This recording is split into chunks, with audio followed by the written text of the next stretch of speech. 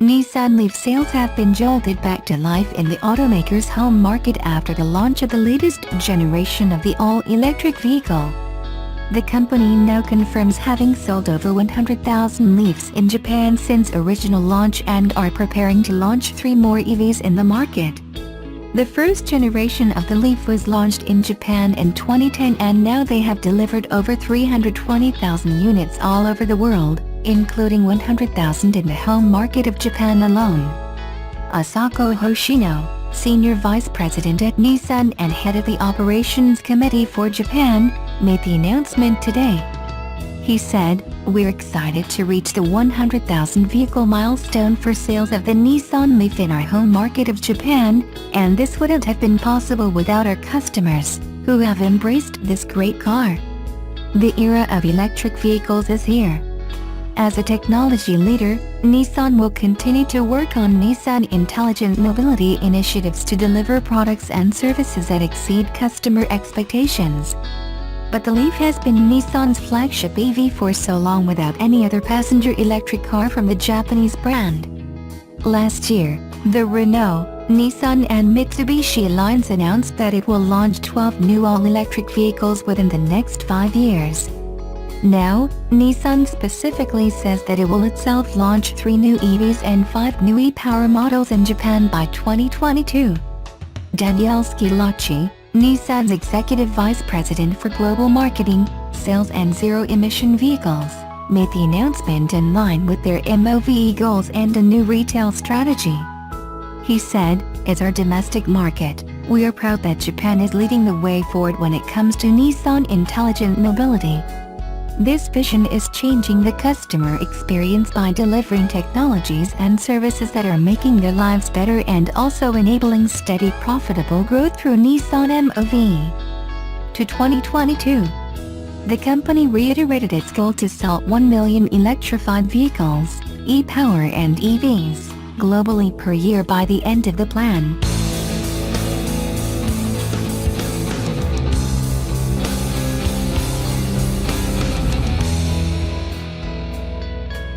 With this being the 60th anniversary of Subaru and the 50th anniversary of the company in the US, incoming Subaru of America CEO Tom Doley noted the 2019 version of the Forester will focus on fighting driver fatigue, thanks to a long list of safety features.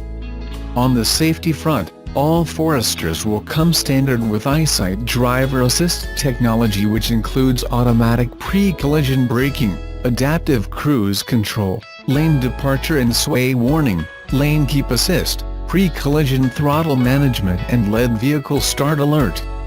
Driver Focus, a new monitoring system that uses facial recognition to determine if the driver is getting fatigued or becomes distracted, is expected to be offered when it comes to Canada. Driver Focus can also recognize 5 different drivers and remember seat, climate, mirror and audio preferences. All Subaru models are powered by a 2.5-liter, 4-cylinder boxer engine that produces 182 horsepower and 176 pounds-per-foot of torque compared to 170 horsepower and 174 pounds-per-foot of torque in the 2018 Forester. With the redesign, Subaru has added more room in the Forester for passengers in the back seat and an additional 1.9 cubic feet of space in the cargo area, increasing it to 76.1 cubic feet. Subaru says the added space will allow a golfer to load a golf bag in the rear without tilting it. As well as making the interior more spacious, Subaru says it has made it quieter because the new global platform has been designed to resist noise, vibration and harshness, making it easier to have a conversation inside the vehicle. When you get behind the wheel, Subaru says drivers will notice the blend of an SUV's capability with car-like handling. That, says Subaru, is due to the all-wheel drive, which monitors acceleration, deceleration, cornering and traction to transfer power to the wheels for the best grip. The Go Anywhere Forester, with 8.7 inches of ground clearance, is a very important vehicle for the company. If the reaction to the new Forester by the car-buying public follows the reaction from journalists who attend the unveiling, Subaru will have no trouble continuing its sales growth with the Forester. The new SUV will go on sale in the fall.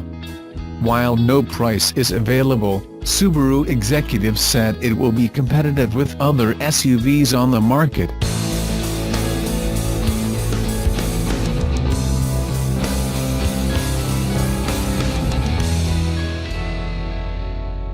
Tesla Model 3 critic and Detroit veteran Sandy Munro discussed much of the results of his company's teardown of the electric car in a recent episode of Autoline After Hours. In a lengthy discussion with the network's panel, Munro explained what he liked about electric car, even gushing at one point and saying that the Model 3 electronics are comparable to a flight controller found on the Lockheed Martin F-35 Lightning II stealth multi-role fighter. In his most recent Autoline interview, Munro noted that his team is almost finished with its analysis and teardown of the electric car. While the Detroit veteran still maintained that he doesn't have much good to say about the vehicle's mechanical components, the Model 3's electronics, battery, and suspension are a completely different matter. According to Munro, the Model 3's automatic drive modules are a class above the industry, featuring a design architecture that is usually found on high-end electronics and government-grade machines. Munro even compared the Model 3's drive module to the flight controller of the F-35, which he is familiar with due to his company's work for the U.S. military. Munro said, "If you look at this thing, this is cell phone technology. This is the technology we would see in really high-end computers, normally for the government. When you look at this, you're looking at the same kind of technology you'd see on a flight controller for an F-35, and we kind of know a little bit about that too. We do work for the military. Everything here smacks of cell phone technology and defense technology." The Detroit veteran further stated that Tesla could very well be the leader in battery tech today. According to Munro, prior to tearing down the Model 3, he believed that LG's battery modules used in the Chevy Bolt EV are the best in the industry. Tesla's batteries, however, are on a completely new level. Munro was particularly impressed with the differential between each one of the Model 3's battery blocks. Munro said, "We went through there, and the difference was 0.2 milliamps. Holy, nobody can balance batteries that close. Nobody's ever done that." Apart from the Model 3's battery and its electronics, Munro also noted that the suspension for the Model 3 was excellent. The teardown specialist went so far as to state that the person who designed the car's suspension could easily be an F1 prince. Overall, however, Munro maintained that the Model 3 is weighed down by its substandard fit and finish. The Detroit veteran said that if Tesla had been more deliberate on the Model 3's more basic, mechanical aspects such as its panels and its doors, the vehicle could easily bring competitors to their knees. Munro even noted that if an experienced contract manufacturer had worked on the Model 3's body, the Elon Musk firm would have hit every target and even Toyota would be crapping their pants. He said, "Dr. Jekyll and Mr. Hyde, that's what they are. And that's the good thing for the auto industry, because if it would have just been a normal car from the mechanical side, from, like I say, the dinosaur technologies. If it came out decent with all the other stuff, they'd mop the floor with everybody." Overall, Munro ultimately concluded that the Model 3 is a car that the industry should not dismiss, and that anyone in the automotive business who chooses to ignore Tesla's progress is doing so at their own peril. Munro said, "Anybody that doesn't look at the electronics on the Tesla Model 3 is out of his mind. They're in peril. This is not some Mickey Mouse outfit that you can just dismiss. Anybody that's in the car industry that ignores this car is doing it at their own peril." Sandy Munro is the CEO of Munro & Associates, a company specializing in vehicle teardowns and analysis. Previously featured in two of Autoline's YouTube segments about the Model 3, Munro took a very critical stance on the electric car's build quality. calling the Model 3 a miserable job and admitting that he hated some of the vehicle's design elements.